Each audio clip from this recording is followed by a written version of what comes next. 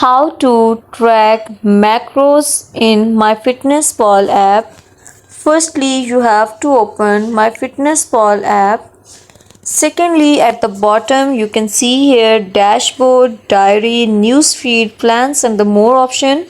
Click on the diary here and you have to select any of the food which you have to add it in your diet plan. In this way you can track macros, it means your nutritions like the calories 370, carbohydrates 66.9 grams, fats and the proteins.